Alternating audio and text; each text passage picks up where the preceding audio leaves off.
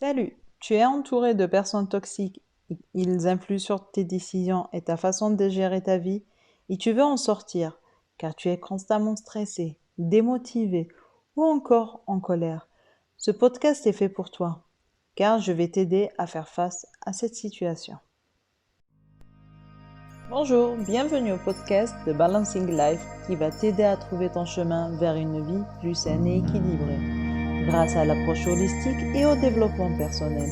Je te propose chaque semaine des outils pour améliorer ton quotidien et rester en équilibre. Ensemble, nous parviendrons à réussir et à construire un monde plus sain et en parfaite harmonie.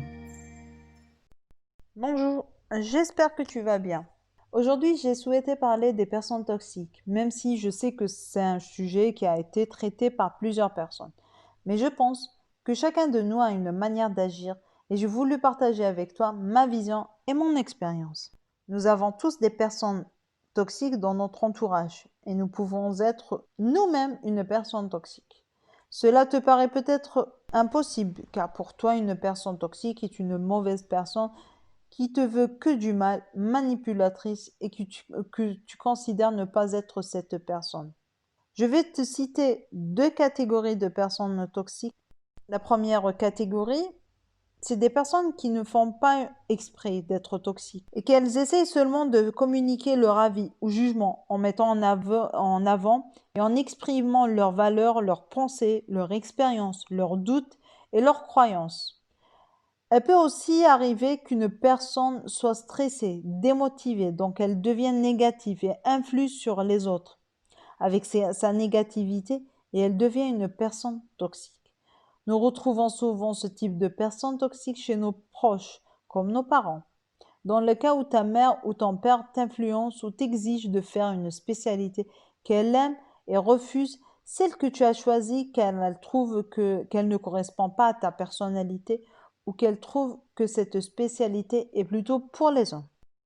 Dans la deuxième catégorie de personnes toxiques, tu retrouves des personnes avec des troubles de comportement, des manipulateurs, des séducteurs qui te séduisent juste pour arriver à leurs fins et intérêts, des personnes qui te feront mal volontairement. Dans cette catégorie, je vois plusieurs profils, parmi eux les pessimistes, qui sont des personnes qui ont que des pensées négatives, qu'importe la situation. Ils passent toujours pour les victimes et cet esprit peut être contagieux dans un groupe ou une famille. Elle peut rendre son entourage de mauvaise humeur. J'ai eu un collègue qu'à chaque fois qu'on lui donnait un projet à réaliser, il commençait par dire que c'était impossible, que c'était trop compliqué, que telle ou telle personne ne le laisse pas travailler. À force de répéter les mêmes phrases négatives, son équipe était tout le temps de la même humeur et il n'arrivait jamais à finaliser un projet sans faire toute une histoire autour. Tu as aussi les envieux, ces personnes qui ressemblent beaucoup aux pessimistes dans leur négativité, car elles sont persuadées qu'elles ne peuvent jamais arriver à aboutir ou atteindre leur objectif ou rêve. Mais ce qui les différencie des pessimistes, c'est qu'elles soulagent leur mal-être en critiquant le succès des autres. J'ai souvent vu des personnes travaillant dans des marques de produits de consommation critiquer leurs concurrents. Suite à un succès, lors d'un lancement de produit ou dans leur manière de communiquer, ou quand j'ai cherché à comprendre leur comportement, j'avais compris qu'ils travaillaient dans des projets similaires, mais pour lesquels ils n'avaient pas encore réalisé la moitié de ce que leur concurrent a fait. Le troisième profil dont je veux parler sont les pervers narcissiques. Ces personnes ont un problème avec leur image. Elles ne s'aiment pas. Et pour combler ces défauts, elles dévalorisent les autres et peuvent les rendre coupables de leurs propres défauts. J'ai été confrontée à des pervers narcissiques pendant plusieurs années. Cela est difficile. Je te donnerai des méthodes ou des moyens plutôt pour ne pas être affecté un peu plus tard. Le dernier profil que je citerai, car il y en a beaucoup, mais je trouve que le but de ce podcast n'est pas de recenser toutes les personnes toxiques, mais de communiquer des moyens pour y faire face. Donc le dernier profil est le plus difficile à mon sens d'affronter, qui est le psychopathe. C'est des personnes qui essaient de détruire les autres sans les avoir provoqués ou leur avoir fait du mal. C'est juste qu'elles soulagent leur mal-être ainsi. Les psychopathes utilisent tous les moyens possibles pour te faire du mal sans avoir de scrupules ni d'empathie envers les autres. Les personnes toxiques agissent sur notre comportement, nos choix, nos objectifs. Ils peuvent nous déséquilibrer et créer en nous un mal-être, un stress, une démotivation.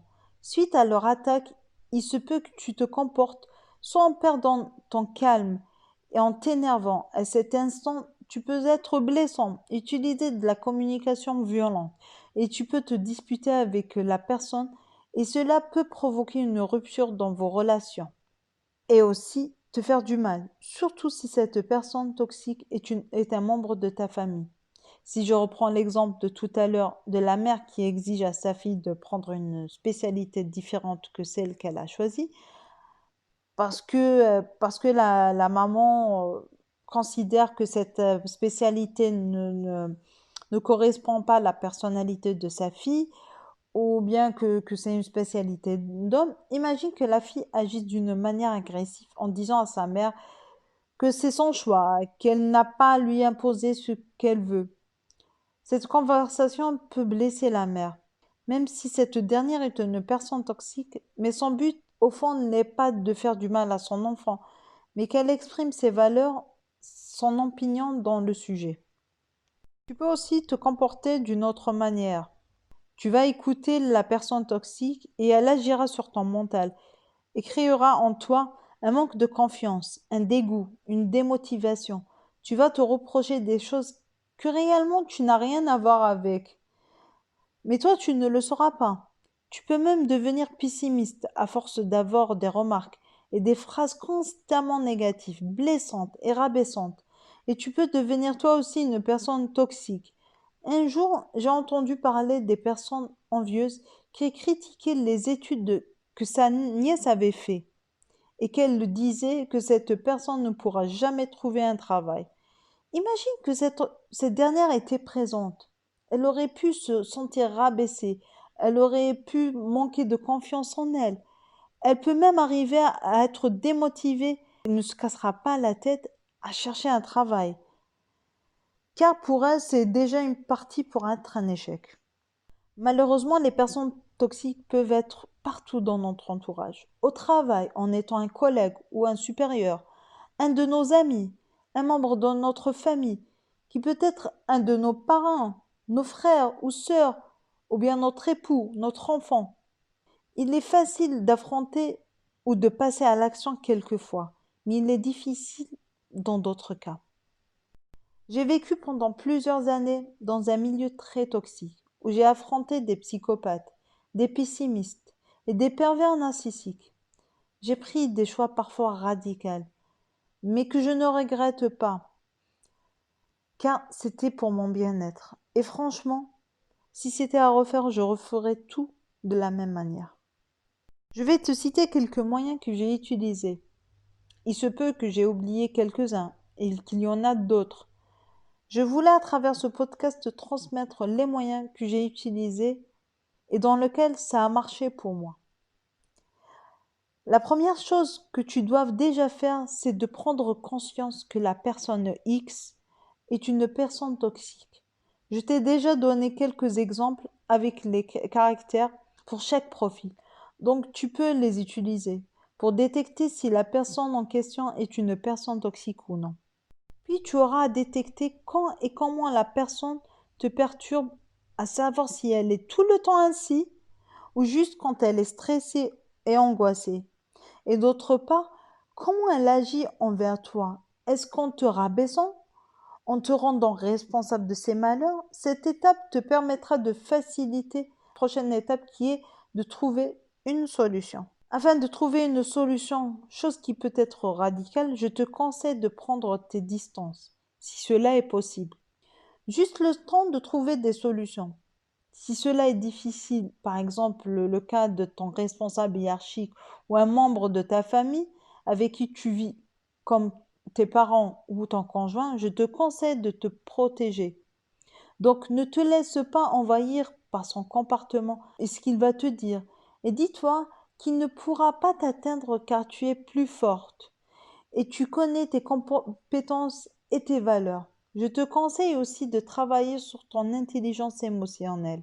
Cela n'est pas le sujet du jour, mais pour en résumer, c'est de percevoir et comprendre ses émotions ou celles des autres, puis les utiliser ou les contrôler pour atteindre ses objectifs. Si tu as envie que je fasse un podcast, n'hésite pas à me laisser un message. Cette méthode peut aussi être utilisée dans ton quotidien, pas seulement pour les personnes qui ne peuvent pas prendre des distances avec la personne toxique. Un autre moyen qui va complémenter la précédente est de te concentrer sur ce qui est important et non pas sur le comportement de la personne toxique. Je sais que c'est difficile, mais à force de s'exercer, tu vas te sentir moins stressé. Imagine que ton responsable est tout le temps en train de te rabaisser et te faire des remarques non fondées sur ta façon de travailler, de gérer tes projets ou tes équipes. Donc, au lieu de te focaliser sur ce qu'il te dit, tu auras juste à ne pas sortir de ton environnement qui est réellement professionnel. Donc, ne prends pas ces remarques personnellement et essaie de t'améliorer ou de trouver des solutions en cas de nécessité. J'ai beaucoup utilisé cette méthode au travail. Et j'ai partagé cet outil à mes subordonnés, car il nous est arrivé que la personne toxique que nous avons au travail a essayé d'atteindre mes subordonnés quand il voyait qu'il ne pouvait plus m'atteindre.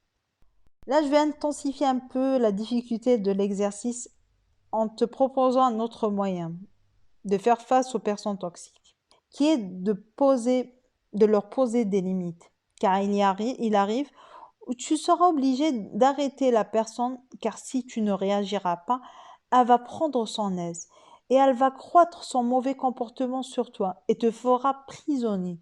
Encore une fois, cela est difficile, surtout quand la personne est très proche de toi.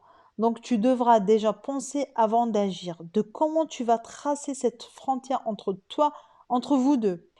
Tu dois être lucide et anticiper ce qui va arriver, car sinon, tu vas te retrouver à gérer des discussions qui ne finissent pas et qui sera difficile à gérer et dans lequel tu pourras changer d'avis et tomber dans son piège. Je te conseille de rester toujours ferme et ne pas changer de décision par rapport à la frontière que tu aurais mis. Car la personne toxique va tenter de la franchir et aussi de toujours utiliser la communication non violente. Si tu ne sais pas ce que c'est la communication non violente, je te propose d'écouter mon podcast qui a été posté il y a quelques semaines.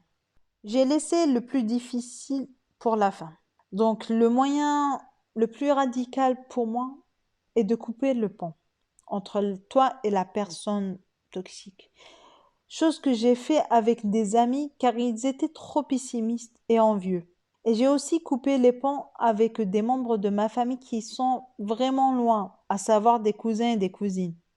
Pour ce qui est des personnes proches telles parents, frères et sœurs, si l'un d'eux est pour toi une personne toxique, je sais qu'il te sera difficile de couper les ponts. Et moi-même, ne le conseille pas, car même s'ils sont toxiques, nous les aimons. Et d'autre part, étant musulman, couper les liens parentés est péché. Donc ce que je te recommande ici et que j'ai utilisé est de maintenir la distance avec eux, de limiter les visites, les conversations avec eux et d'éviter les sujets que tu penses être un sujet de déclic pour eux. Et si c'est eux qui vont aborder le sujet, je te conseille de changer le sujet. Il ne faut pas que tu oublies que le plus important est ton bien-être et que tu dois toujours penser à te protéger et que tu ne peux changer la personne si celle-ci n'a pas le déclic ou qu'elle ne veuille changer. Si tu es inscrit dans la newsletter, tu as reçu ton livret note gratuit. Je t'ai laissé un espace note pour pouvoir te permettre d'écrire les étapes que tu vas suivre, les moyens que tu vas utiliser pour faire face aux personnes toxiques. Merci de m'avoir écouté jusqu'au bout. Si tu as aimé mon podcast, n'oublie pas de mettre un 5 étoiles sur Apple Podcast et de me laisser un commentaire. Je te dis à la semaine prochaine pour un nouveau podcast. Merci de m'avoir écouté jusqu'au bout. J'espère que tu as apprécié ce podcast. N'oublie pas de partager avec les personnes qui en auront besoin. N'hésite pas à t'abonner ici et sur mon compte Instagram et Facebook où je partage d'autres informations qui peuvent t'aider.